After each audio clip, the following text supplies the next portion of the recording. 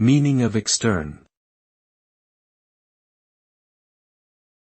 Extern.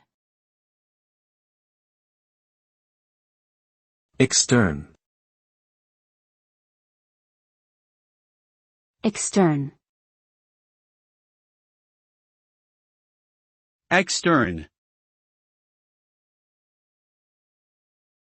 Extern is a keyword in the C and C++ programming languages that is used to declare a variable or function that is defined in another source file.